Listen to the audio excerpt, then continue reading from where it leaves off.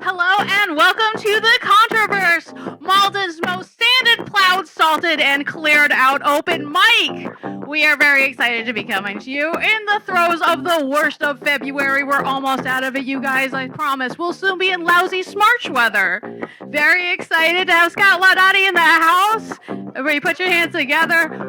We also have a hoppin' open mic tonight. I am super excited, but in the meantime, I need to drag somebody away from the notebook that he's frantically scribbling in so he can read you something that he got published recently, maybe.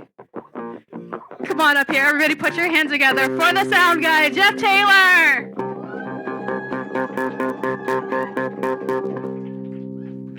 Thank you. Anna caught me in the middle of trying to transfer the poem to the notebook that I usually use to read from, but I'll have to read right from the website here. I just got this poem published in the Literary Underground, so go check out the Literary Underground. There's a ton of great poems on there. There's some good columns. Karl Kowalski does a great column there, the Polish Hammer. Definitely check him out. Check out everything there. This one is called Ween. When I was a Gatorade drinker, I would only ever get up before noon to buy drugs or concert tickets.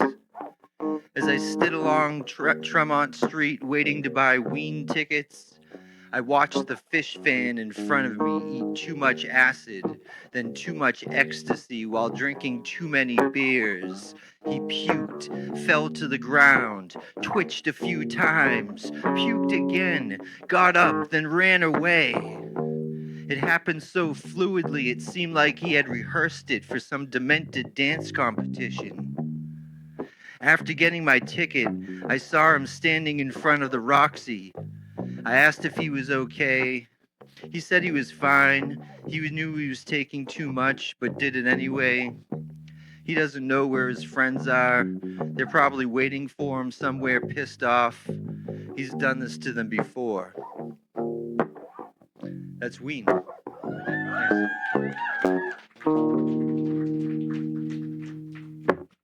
Always exciting when somebody gets published. Remember, you got to support your local artist.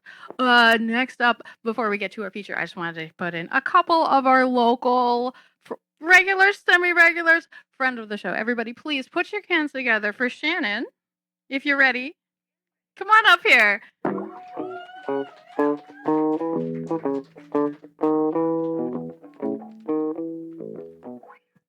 Hello, can you hear me? This poem is called The Problem with Air Traffic Control. The rump was on TV talking about the plane crash in D.C.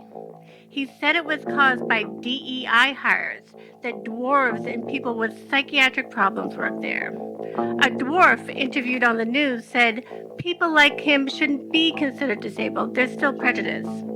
I think of what the famed actor Peter Dinklage would say to Rump, which is nothing. He would just hit him over the head with a cudgel, spit on him, and walk away. What about people with psychiatric illnesses?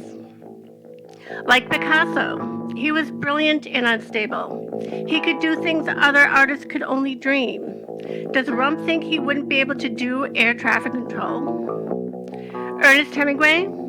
He lived in a time with no psych meds, but he medicated himself. When he was sober or not, he could run with the bulls, fight in wars. Would he be able to direct planes even though he was considered insane? Robin Williams, the most talented actor of his generation, as bipolar as anyone could be, was capable of anything. He could have done air traffic control if that was his career. He would have sent the planes laughing through the sky. Virginia Woolf drinks tea in the control tower with her friends Sylvia Plath and Janet Frame, scoffing at the fools who believe people like them can't do things like air traffic control, brain surgery, or culinary arts. Virginia Woolf, troubled and disturbed, comes down from the tower and punches Rump in the face.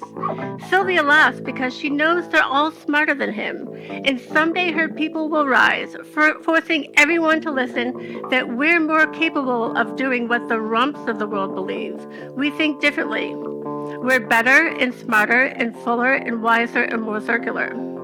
Eventually, we will win over the unintelligent people who can't strike a match or start a revolution, or even imagine a different type of world where people get along and everyone is free to be as weird as they are, or as brilliant as a moonbeam caught in a glass, shining hopefully, inspiring us to keep going on. Thank you.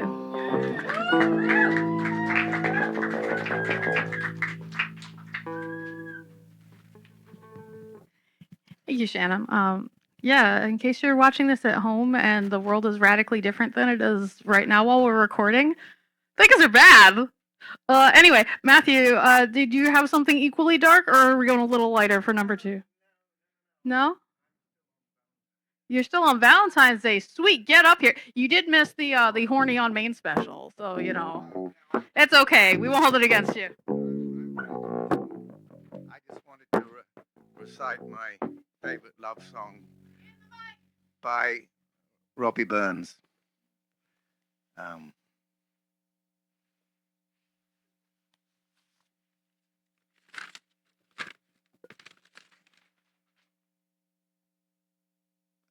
My love is like a red, red rose that's newly sprung in June. My love is like the melody that's sweetly played in tune. So fair art thou, my bonny lass, so deep in love am I, and I shall love thee still, my dear, till all the seas gang dry. Till all the seas gang dry, my dear, and the rocks melt with the sun. And I shall love thee still, my dear, while the sands of life shall run. So fare thee well, my only love. So fare thee well a while, and I shall come again, my love, though it were 10,000 miles.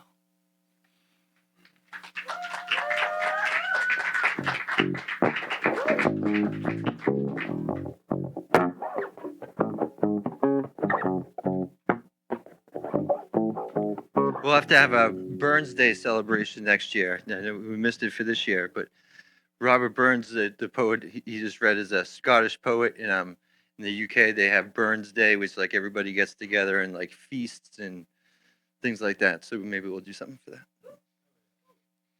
Next up, we have your feature. I know you're all going to be excited. Hands together. Scott Laudati runs Bone Machine from an apartment in Brooklyn with his dog, Josie. He's the author of Play the Devil and Camp Winapooka. Visit him anywhere at Scott Laudati. Please give a big warm welcome to your feature.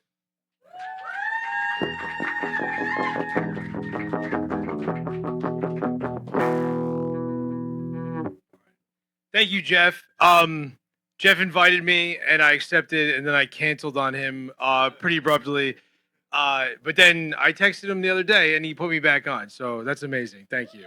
I'm not as forgiving usually, so thank you.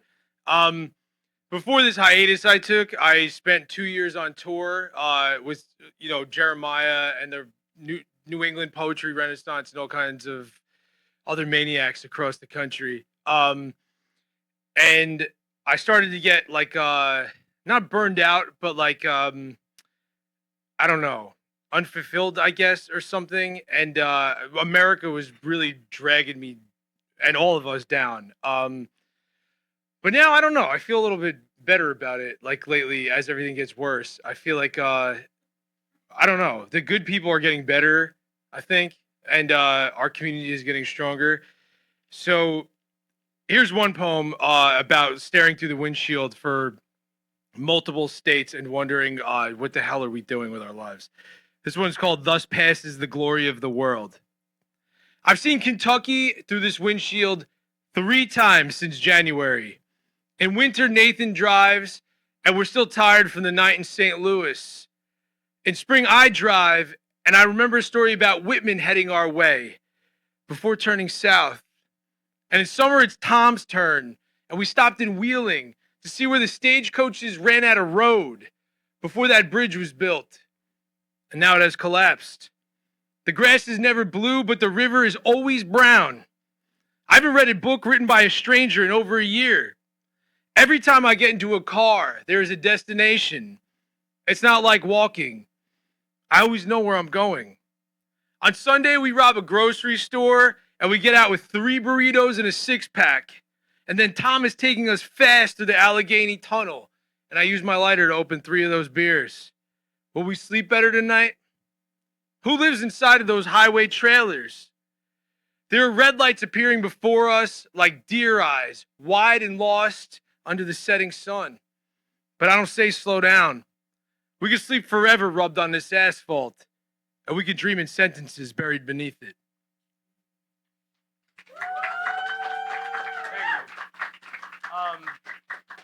And that's Pennsylvania. Then it gets worse as you head west, and you get to Ohio.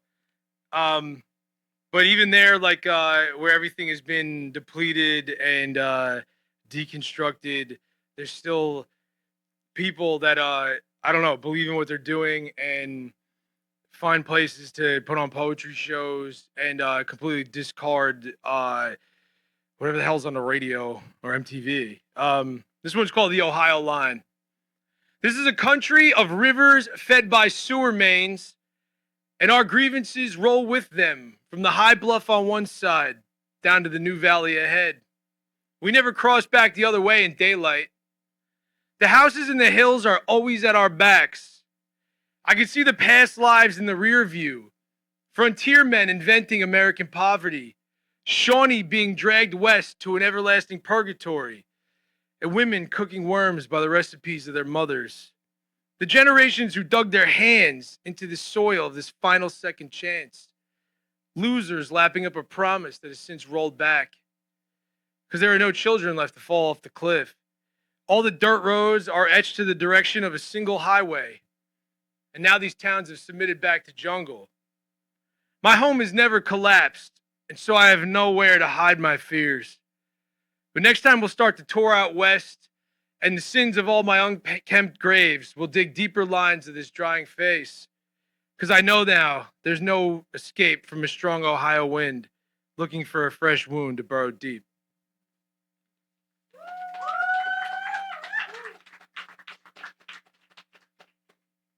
Here's one about the craziest person I've ever met. His name's called Esno. It's called Scenic Columbus. In Columbus, I eat mushrooms and I ask to see something beautiful. Esno takes me to the overpass above the highway and says, "This is the perfect place to throw Molotov cocktails down at cops."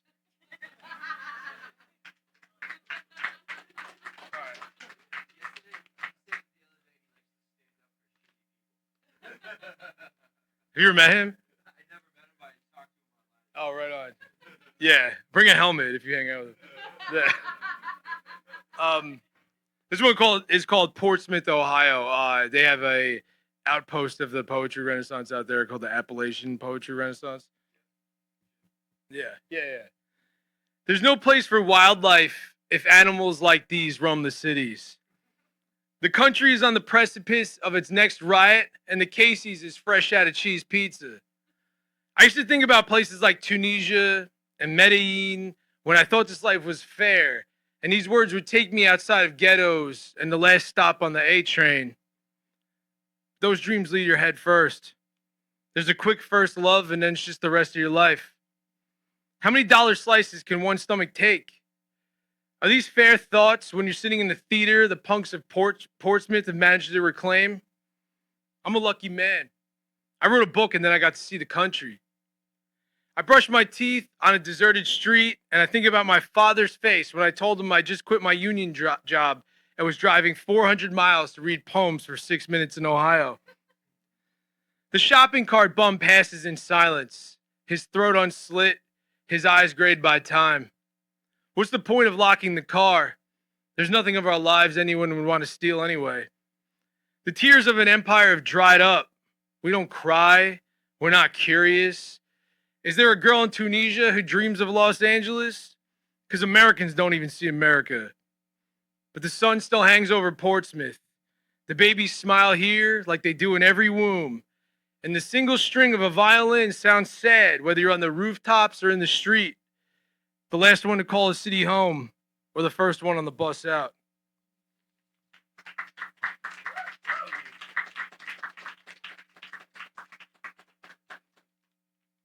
I haven't read poems in front of anybody in 9 months, and then we just got hammered at the bar. So, sorry. Well, good. I don't need my mom to hear that at some point. I'm gonna read 2 more.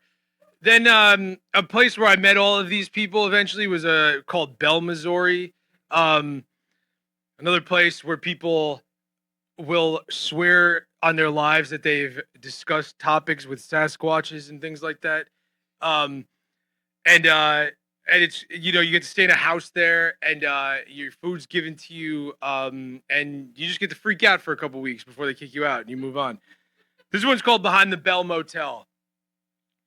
I'm 35 taking a piss outside a Purple House in Bell, Missouri. This is our day off. I'm supposed to be asleep and recovering, but I could hear the couple behind the Bell Motel all morning.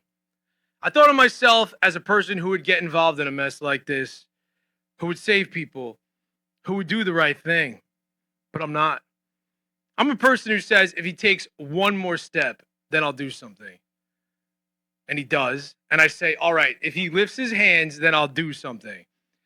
Then he does, and she's lying in the dirt, holding her jaw, while 3 little blonde kids cry and scream for their mother. I'm a person who says, all right, now someone else will definitely show up and stop this. But no one does.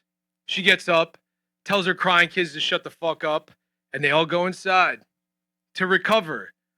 An American family who can't afford to get divorced. A success story in the margins of statistics. It's 9 a.m. and I'm 35 and hungover. I pour my coffee on the bush I just pissed on to kill the smell. Then I go inside and fall into bed. Look under the pillows for bugs. Punch my restless legs. But know from the start that it's hopeless. Because I'm never recovering. I'm just always reducing. Faster as time bleeds on.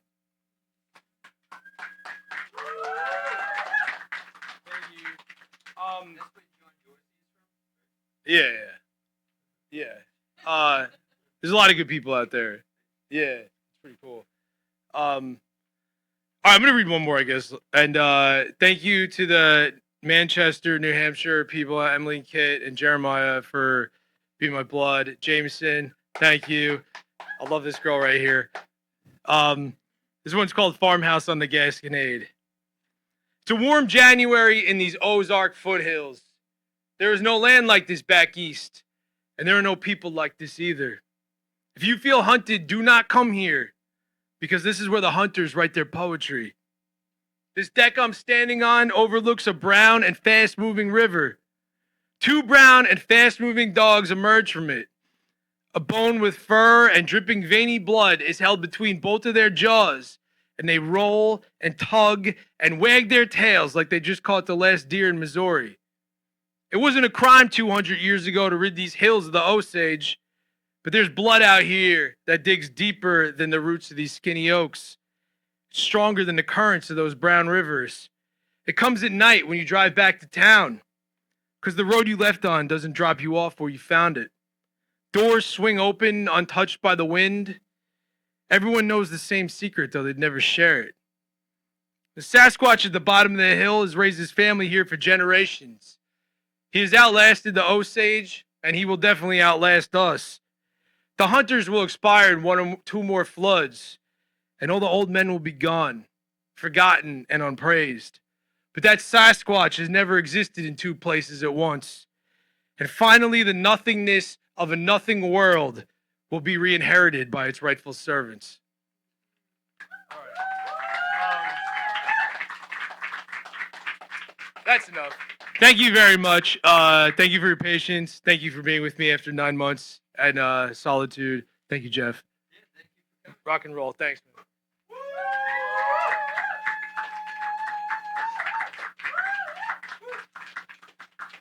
Everybody, keeping it on for the feature. Scott, can we buy your shit somewhere? Do you sell? It's on the internet. Okay, go on the internet and buy this man's shit then, because you gotta support the artist or they starve, which might have been a theme. I don't know. I wasn't listening. Anyway, so we're here because Uma gives us space to do this crazy thing, and if you want to make sure that Uma still gives us space to do this crazy thing, you should somebody should zoom in on this thing. I can see where the cameras are. There you go. Anyway, I'm gonna pass this around the crowd, and if you're watching this at home, there's probably links down here to support Uma. We need this space, or we're gonna die, you guys. I'm dying. Anyway, I did not actually plan anything that I was saying here, but that's okay because I'm going to be rescued immediately. Everybody's very happy about this because we have the bards in the house. Straight from Manchester, New Hampshire, please put your hands together for the ever rowdy Jeremiah. Contro-Verse doing tonight? Oh, come on now. Y'all sound like you just got dumped and your partner stole all your Adderall and redistributed it to the poets. I said, how y'all doing tonight? There we go. Now, I just want to check in, make sure this is a safe space, yeah? We got any Andrew Tate fans in the house? Shit, I better retire this poem. Nah, I'm just kidding. Let's roast the motherfucker. This is called Cola in the Freezer or Zen and the Art of Semen Retention. Blonde, thick, big tits, mwah. Mama broken down in Lowe's parking lot. I told her, sweetheart, don't worry. I got this. I popped her hood while explaining the Matrix, putting her number in my phone, filing my taxes, and bench pressing a tiger. Her womb stared down the barrel of my blood as I placed my palms over her dead battery and felt this morning's 3 eggs, raw taco meat, and bacon grease stiffen electric deep in the center of my being. Sparks arched from my palms to each terminal, and I turned and winked. Was that into the camera? Can you feel that wink? You feel safe in that Lowe's parking lot, Weldon? Fresh and fit. Feeling the patron saint of cigars roll aside the boulder, entombing all the nuts I've denied myself this last 40 days and 40 nights. The backless shots pounced electric Jaguar. Her pussy purred. So did her engine, leaving me alone every time. Why? Hysterical slut, taking advantage of men. If every nut is the energetic equivalent of 5 miles, I invested a marathon for her to... Whoa there, cowboy. Settle down. Put it in reverse. By my tattoos, leather jacket, and motorcycle of endless women, you probably noticed I'm not like other guys. Attention from women ain't enough for me. I need men to witness me being desired by women. I need men to know 48 laws ain't enough for me. I snatched a copy, skimmed it, said, already know this shit, finished flixing the toilet and flushed it. Here at Hustler's Dojo, you too can be someone who takes their father out on themselves. Loneliness is a high caliber need to be right. And we are right, far right, moving further and further right, mourning the loss of something we never had in the first place. If you guys want some more rowdiness, one of your hosts, this lovely man right here, Jeff Taylor, is going to be featuring at Bard's this Wednesday in Manchester. You can hit me up after the show for details. Thank you so much, Contro-Verse.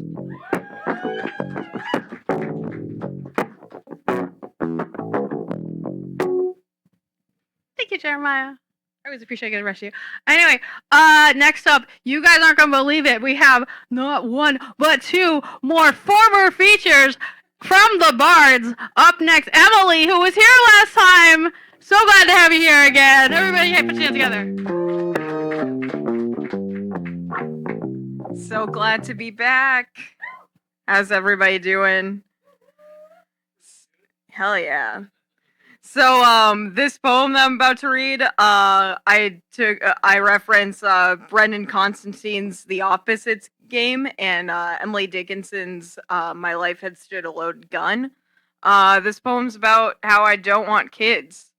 Yeah, I don't know what baby fever feels like, and they told me I would understand when I'm older, but now I'm older, I'm 26. And I think I should have felt something by now, but all I see is the unassuming absence that comes swallowed inside with that novelty. And all I know is I think I can at least relate to the need to care. And that's why I take home plants when I get groceries, which is always followed by the end of week with my windowsill adorned in crinkle garden galore. And this is no Eden. And it turns out I am not cut out to play God after all. And this all comes crumbling down through my head as I am standing in the living room while he's asking me if I'd like to hold her. And holding her feels like standing on a cliff with a view of crowded evergreen straight ahead of me. And now I'm aware of gravitational pull, how fear pushes me closer to the edge. And I don't want to die right now, but I could fall down right now. I could drop everything right now. And now I'm too aware of how if I move my finger out of place, she could just crash to the floor. And how everything depends on just one finger. And now I'm thinking back to the 45 I first held at 22 and how a metallic weight hung heavy in my hands. And first learning that it's as simple as moving all the power to the tip of your index finger and how I could just easily press the trigger, but I don't want to feel the recoil push back through my arm. And now I don't know if the opposite of gun is baby because her life sits still in my hand, fragile like one. All I know is I think, and I think we all will someday face the question of drop, fall, or shoot. And I think what you choose could tell me everything that I'll ever need to know about you. And when I think about the gun and how it all comes down to the crossroads between destruction and stagnation, when we've all been hit with the inspiration of action, but again, all I know is I think, and I think maybe the real opposite of gun is womb, used to create instead of to kill, and maybe I'll just let all these thoughts fade into the embryonic walls of my skull until I say, that's enough about that.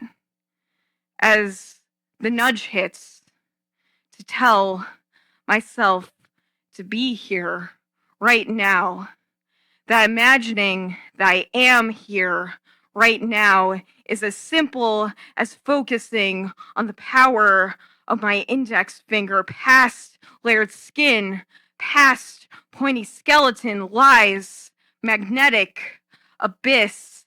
And I know if I don't stare into the abyss, then I can feel the power that dictates the acceptance and letting go. Now, I can see her for what she is. I know she doesn't know anything about drop, fall, or shoot. All I can see is a vast stardust of wonder through her eyes. It's all cradled close with that warmth and novelty. And although I know someday she will, for that moment, I just want to hope that she could have peace for a while without ever having to consider the choice of drop, fall, or shoot. Thanks.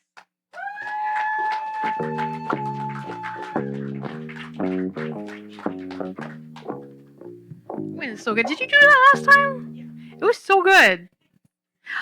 Next up, hey Kit, what'd you bring? Besides your beautiful face, new shit. New shit. Put your hands together for Kit. Hello, everyone. All right, so this is new shit. This is my first time reading it on a mic, so that's what open mics are for. This is Don't Trust the Guy Drunk in the Back Seat. Not with an open bottle of mezcal or more than one Vyvanse. Not with your girl if she pities coyotes cold from the pack. Not with any belief you're hurting to keep. His wet is sand bath neurosis, how desert dust renews. Do trust that a warning label is an ad campaign. Trust that transcendental joy tastes like next time means death, so immortalizing him is just a consolation prize. Trust, and by trust, I mean carve into your fucking forehead that when you pull over for him to piss, if there's a fence with a no trespassing sign, She was asking for it. His fingers deep in her chain link keep the score.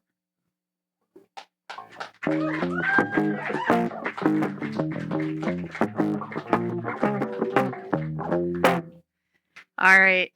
Finn, are you ready to come up here? You got something prepared for tonight? You ready? All right, everybody, please. Very, very warm welcome to the open mic for Finn!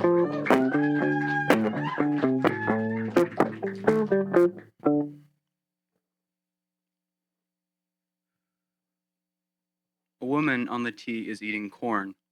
She is gnawing on the stalk, gnashing her way kernel for kernel, chomping through the cob. A woman on the train is crying. She is crying and eating corn. She's on the train when I enter an empty cabin at Davis. Her back slopes into the seat, tucked in her sweatshirt, tugging on the stripped back husk.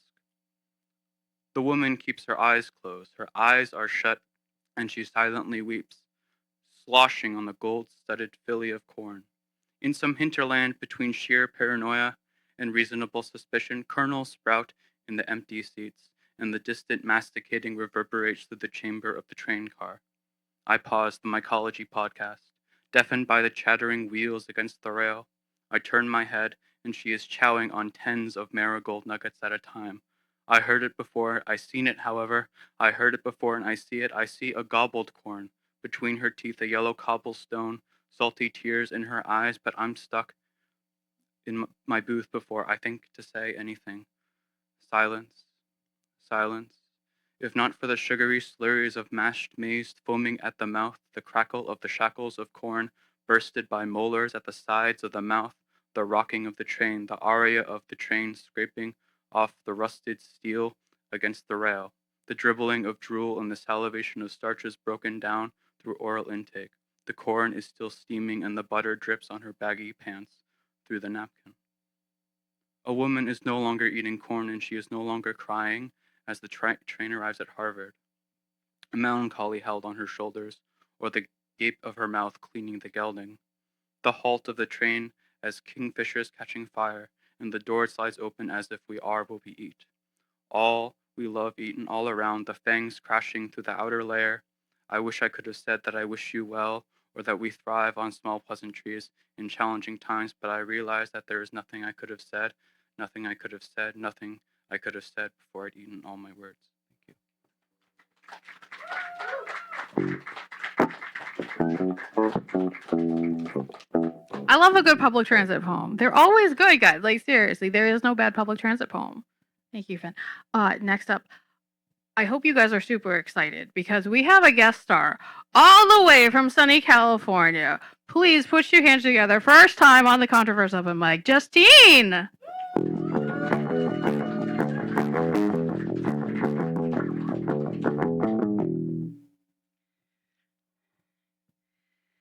I'm searching high and low, beneath couch cushions, in junk drawers, under the table, nooks, crannies, corners, peering across shelves as I'm able.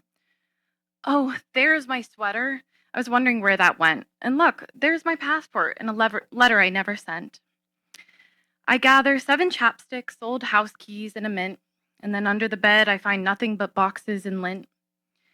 I check a few more places, but I come up empty-handed. With a sigh, I sit down. Where could they have landed? I glance at my fish tank, where my betta fish garbles. Maybe tomorrow I'll finally find my marbles. Woo!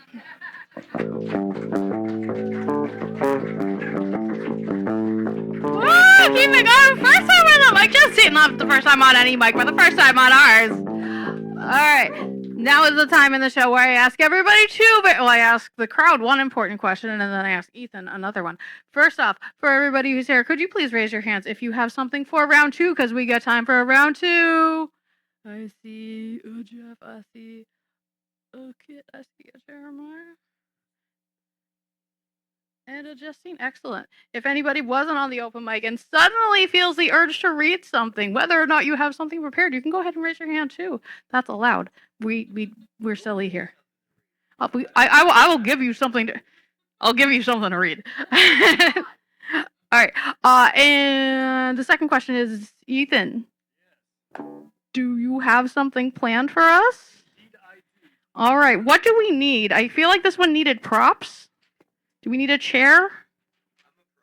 Oh, I'm sorry. We do need a prop, but the prop is Jeff. So Jeff, get your ass up here. I don't know what we're doing.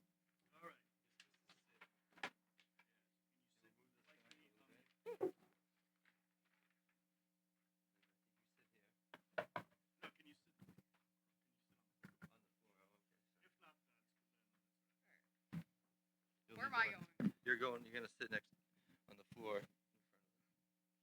Do you know what I'm wearing under this dress? No, the fuck I'm not. Somebody get a chair here. Yeah. This is what happens when you don't plan things. We're professionals, by which I mean we don't get paid. And nobody actually asked us to do this shit.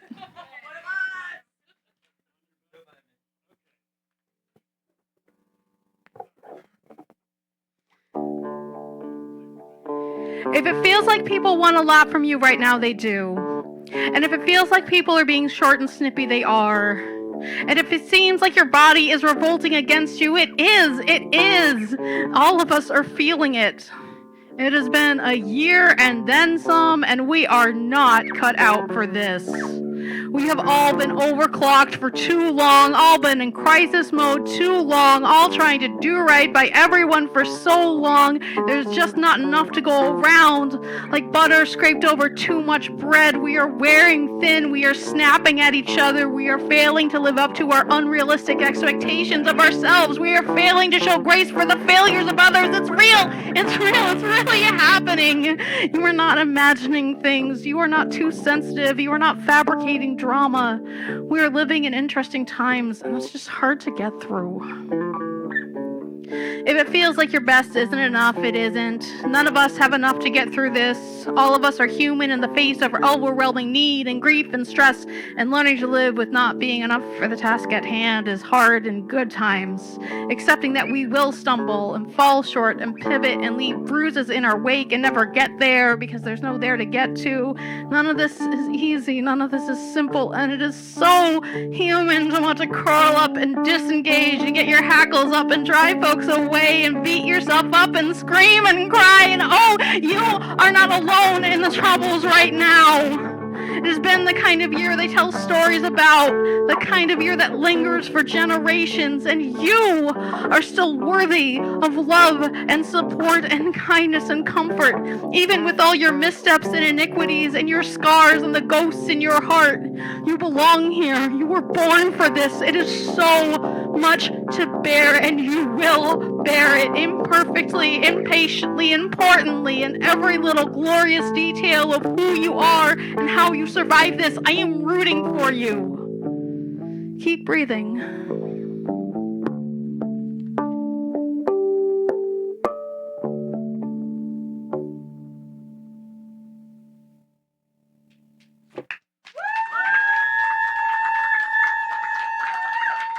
Everybody, Ethan put together the arrangement for that one. That was fantastic. This is our first time even attempting it, so I'm super excited.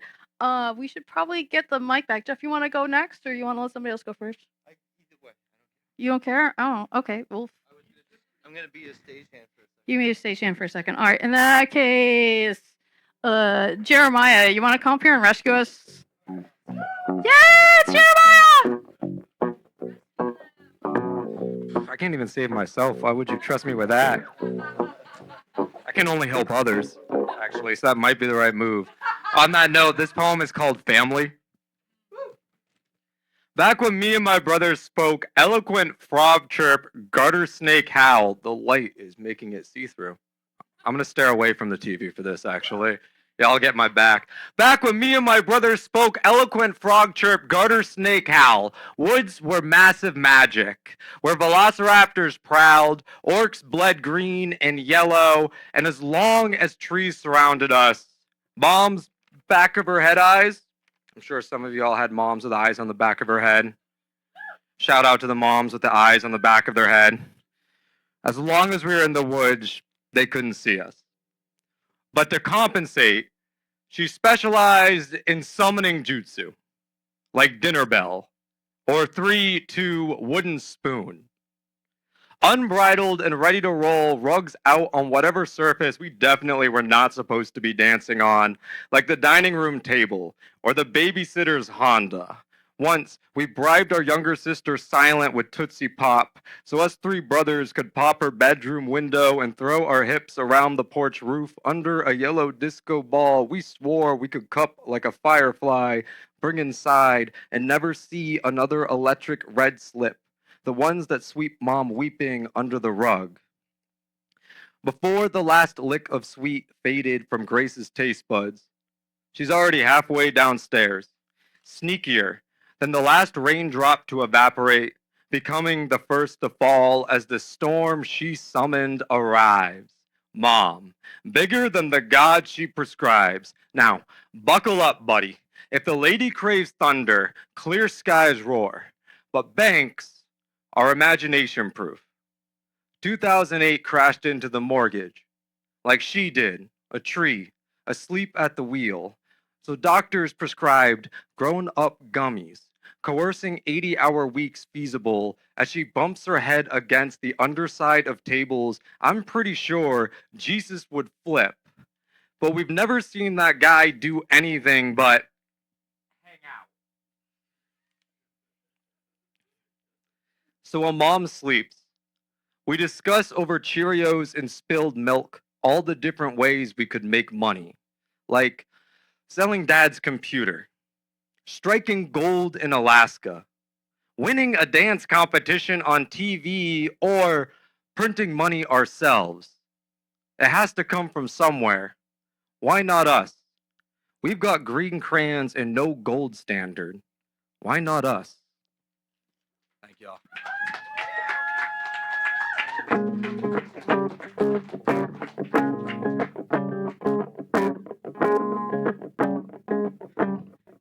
I'd say the lighting isn't that bad, but we did a bad job today. Goom was great. We suck. Anyway, I have to find a list. Very organized person. That's why they let me do this. Kit, come on up here.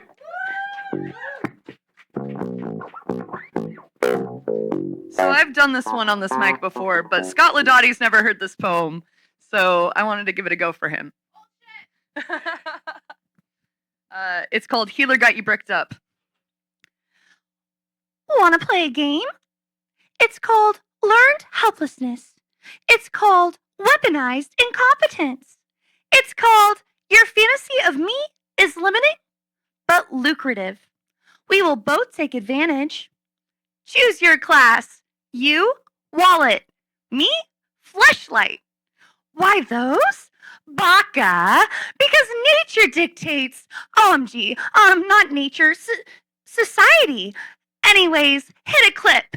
And by that I mean, fall in love with me, please. I am become Discord Kitten. Pet me only through the screen. Our special place. Here, I can be your almost anything. Technological limitations on intimacy are freeing, really. Think of all the disappointment we're avoiding. You know, IRL, I say no sometimes. You do too. Don't be mad, senpai. I'll never satisfy like your goon cave or your death grip. That greased palm. Far away from me, though. I swear, I can feel it encroaching on my throat. Like when I refuse to share my body count, or share my work schedule, or share my name. Oops, sharing is caring. You're so right, PogChamp. I'm such a silly Momo. In a way, I'm actually super grateful you're teaching me that my location data is attached to every selfie. Arigato, Oji-san. Oh, woo!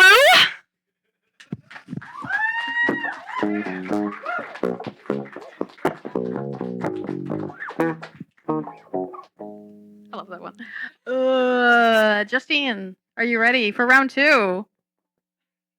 Yeah? Oh, yeah. Okay, Jeff. Jeff, you ready? All right, it's Jeff instead. We're organized.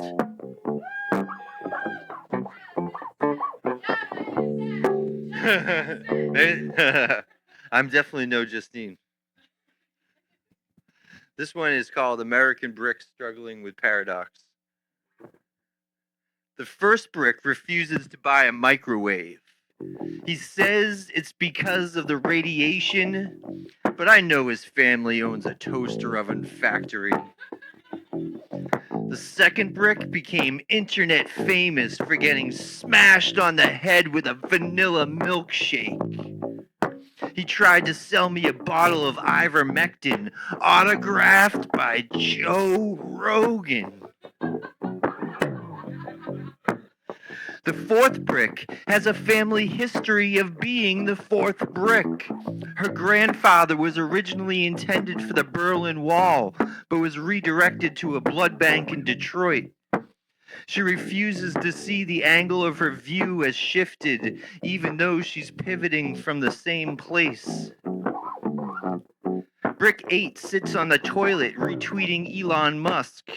He claims to be advocating for free speech and decentralized banking, but I think he just likes smelling his own shit. The 16th brick got on a bus chartered to D.C., but was left behind in Atlanta when he went out for a cigarette. I'm still trying to figure out how he wound up being thrown at a cop in Boston. Brick 32 is a paid informant. He took online swimming classes when the pandemic hit, but almost drowned because his connection sucked. Brick 64 unwittingly befriended an alt-right troll while volunteering at a soup kitchen. I've only ever heard them talk about addiction. Brick 128 thinks he's doing it for different reasons than his white separatist friends, but I've told him that's mental masturbation. Brick 256 wants to start a riot so widespread we have no choice but to start over, just so he can say he owned the libs. He disappeared before I could respond. Brick 512 tried to overthrow the government, but nobody seemed to care or notice their numbers had been doubling for generations.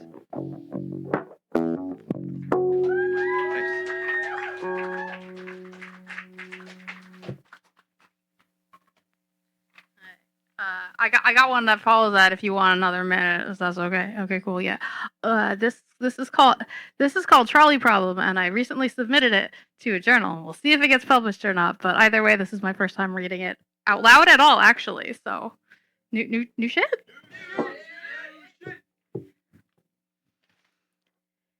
If you do nothing, the girl tied to the train tracks dies. If you do nothing, the sawmill cuts the girl in half. Snidely Whiplash twirls his mustache. If you do nothing, 5 people are killed by the runaway trolley car. If you do nothing, 1 billion people you don't know will die, and the price of food will keep going up.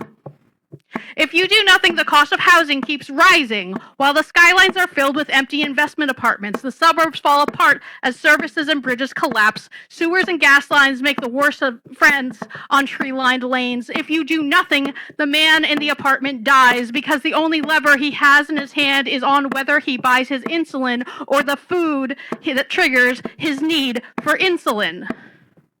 If you pull the lever, 1 person dies, and you have to live with the consequences. If you do nothing, the CEO authorizes implementation of the unfinished, untested, flawed, and faulty algorithm and gives a TED Talk about having to crack a few eggs. The opposite of anti-abortionist, he means people when he says eggs. If you do nothing, the hospital turns the woman having a miscarriage away from the ER for fear of a lawsuit. If you do nothing, the lawsuits keep happening, and states' rights suddenly revert to nobody's rights, landowners' rights, billionaires' rights, divine rights to rule, neo-feudalist proto-monarchy ruthlessly enforcing white hegemony. If you do nothing, the CEO tells the risk successors the cost of human life is set by the courts and to make the best decision for the shareholders. If you do nothing, the numbers on the engagement graph keep going up.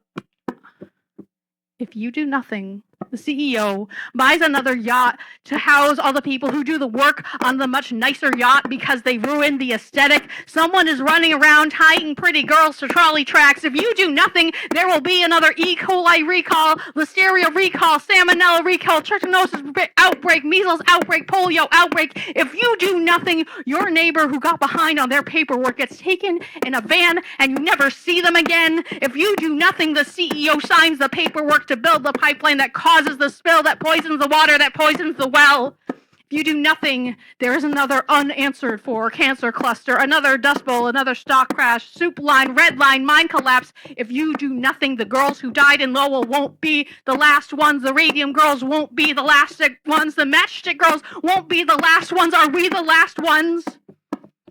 If you pull the lever, the trolley runs over the man tying people to the railroad tracks. For legal reasons, this poem is about nothing.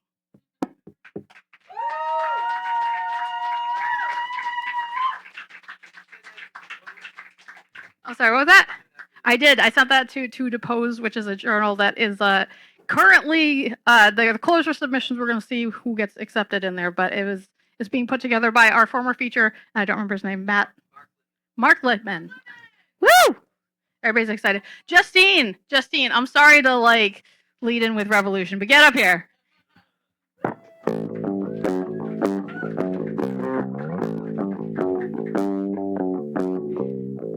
Thank you for having me, and thank you for your patience with me as well. I'm working on a full color series, but I just want to share this one called Yellow.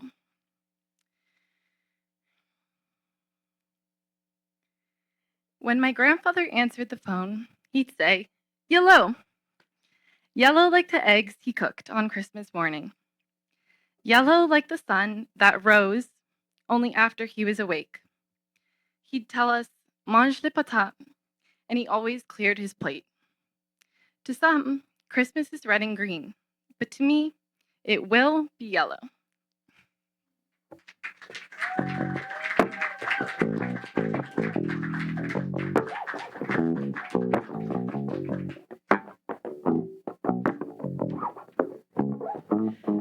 All right, guys, looking at the clock, we do still have a little bit of time. So normally this is the time where I call up my punching bag to come up here and read something that I didn't let him prepare, because that's what we do. So yeah, Tim, you want to come up here? I really strongly recommend to the bards, if you don't already have one, to pick up a punching bag. It's really made things a lot easier. So what do you got? You can find us at Home Depot. First date material. I'm going to die here is not exactly first date material, but I'm really not first date material, so I guess it works out. First dates are supposed to be for best feet, but me, I'm over here trying to not waste anybody's time, putting my red flags to the front of the line. Deal breakers and hard limits are best discussed when it's just coffee or drinks, a walk in the park, before anything sparks, before we're too old to be seeking someone to mold into something worth keeping. It's not enough to find a blank slate, pretty face. Now it's all, tell me about what you've done so far and what dreams you have left undone. Show me what the rest of your life could be. If there's space for me, if there's something worth throwing in all my chips. Impress me with every lesson learned through bruised knees and bloody egos, outgrowing your scaffolding, risking for the bad at math. Tell me you're not too scared to follow where I'm treading. It's not loneliness I'm dreading or even another bad experience. I'm a pro at bad experience. You couldn't beat me at bad experience. I don't know if the biggest mistake of my life has green eyes and a thing for redheads, watery blue-eyed gonzo activist deadhead, blonde-haired cigarette crybaby cop son, maple red-faced leader of no one, anonymous man in dark room strangers, bedrooms all smell the same. Is there a name for what happens when I wander? Like this? Can you hold me? Like this? Bring me back from the precipice. Fix your eyes on mine, tunnel vision, decontextualized demons. It's not loneliness I'm dreading. I still know where I'm heading. I'm just too old to be wasting my time. All right, and now since fair is fair, he's going to hand me something from that stack, and I don't know which one it is, and I'm going to have to read this. What are we getting?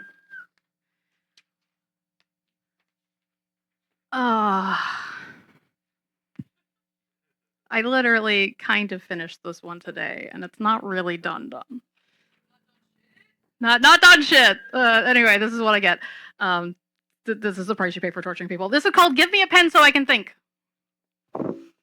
I can't imagine how easy it must be to have a brain contained entirely in the skull your thoughts rattle around in, to be able to sit quietly without a symphony of tones and screeches, hums and moans, mental radio mashups under competing, unreliable narrators, none as smooth or likable as Morgan Freeman. Give me a pen! I don't know how to explain to you or anyone how the parts of me can fall off the mental map still attached, just not mine, not me, not under control.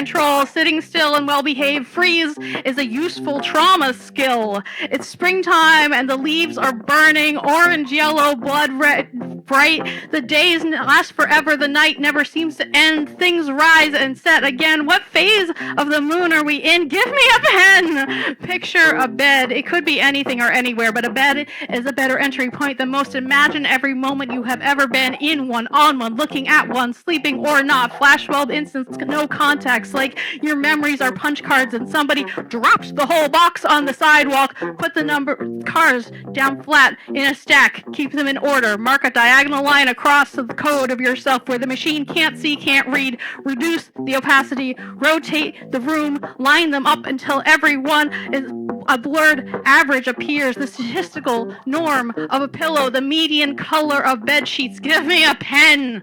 When things start to fall apart, my voice goes early, sometimes first, but not reliably. Sometimes a leg, a hand, a part of my face. My eyes aren't mine. Don't try to understand. It's easier to pretend this is theater and act for attention. Victorian fainting spells, cries for help. I can't help myself. Momentum is an unreliable thing. Habits are just pipe dreams. Give me a pen. Ink is a real thing. Paper is something. Symbols become meaning. Movement becomes thinking. My brain exists in my fingertips. Let it speak and scream. Claws out, feeling everything. Give me a pen. I can't think. Give me a pen.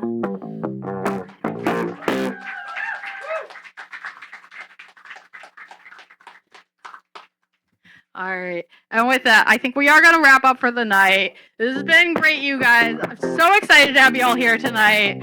We do this every second and fourth Monday here at UMA 145 Pleasant Street in Malta, Massachusetts. You should come down if you're watching this on the internet. We're probably still doing this. Special thanks to Therese for God damn it, Jeff. Thank you to Therese for making sure that people are here to sign up. Thank you for Ann for making sure that we have everything here. Thank you to Tim for handling the cameras tonight. I appreciate you. And thanks to Greg, who will not be on the stage. And Jeff, I don't know what the hell you're doing back there, but I appreciate you too, man. This has been the Contro-Verse. We're going to continue to do this every second and fourth Monday until such a time as they kick us out of the building or we don't want to do it anymore. Please come and see me Wednesday night at Bars on the Rocks at the Hop Knot. Look forward to seeing you. Hope you make it. Thank you for coming down. Get up on the stage for a group picture, please, after Ethan finishes playing.